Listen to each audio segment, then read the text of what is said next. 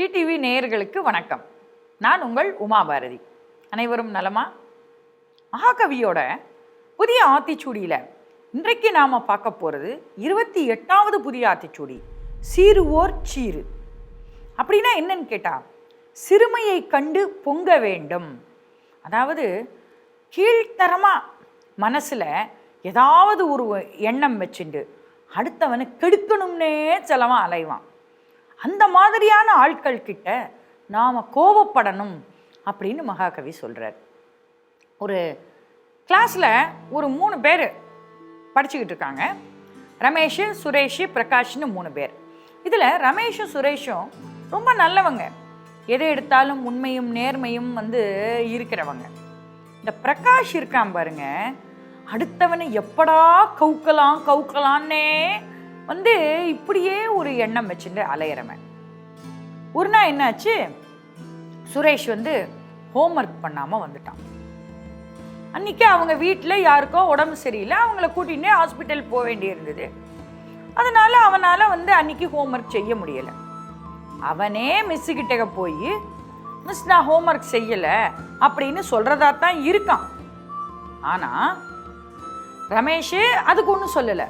இந்த பிரகாஷ் இருக்கான் பாருங்க, நீ ஹோம்ஒர்க் செய்யலைன்னு நான் போய் இப்போ மிஸ்ஸுக்கிட்ட போட்டு கொடுத்துருவேன் பாரு, உன்னை நீ ஹோம்ஒர்க் செய்யலைன்னு முதல்ல போய் நான் போய் போட்டு கொடுத்துருவேன் இப்படின்னு சொல்லி அவனை மிரட்டிக்கிட்டே இருக்கான். ஆனால் மட்டுக்கும் ரமேஷ் பிரகாஷை, ஏய் நீ இதெல்லாம் பண்ணாத, அவன் தான் முடியலை, யாருக்கோ உடம்பு சரியில்லை, ஹாஸ்பிட்டல் போனேன்னு சொல்கிறான்ல, ஏன் அவனை போட்டு இப்படி நீ படுத்துற அப்படின்னு ரமேஷ் கேட்குறான். பிரகாஷ் அடங்குற மாதிரி தெரியல. பார்த்தான், நேர ரமேஷ் என்ன பண்ணிட்டான், மிஸ்ஸுக்கிட்ட போய் நேர பிரகாஷை பற்றி கம்ப்ளைண்ட் பண்ணிட்டான். மிஸ், சுரேஷ் ஹோம்ஒர்க் இன்னைக்கு பண்ணாமல் வந்திருக்கான் மிஸ், அதை அவனே உங்ககிட்ட சொல்கிறதா இருந்தான். ஆனால் அதுக்கு முன்னாடி இந்த பிரகாஷ் அவனை போட்டு டார்ச்சர் பண்ணுறான் மிஸ், பிளாக்மெயில் பண்ணுறான் மிஸ், கொஞ்சம் அவனை என்னன்னு கேளுங்க அப்படின்னு நேர ரமேஷ் போய் முந்திக்கிட்டான்.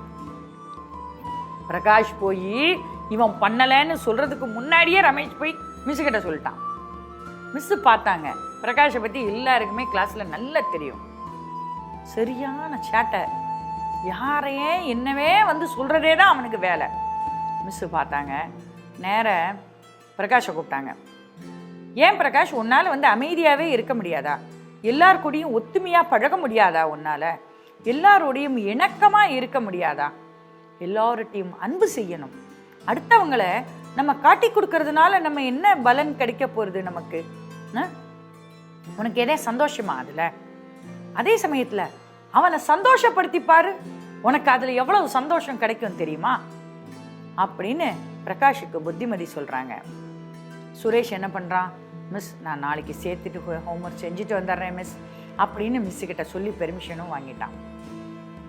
ரமேஷ் என்ன பண்ணான் பார்த்தீங்களா, பிரகாஷ் எப்படி ஒரு கீழ்த்தரமாக நினச்சி இந்த சுரேஷை எப்படியாவது பழிவாங்கணும்னு நினச்சான்.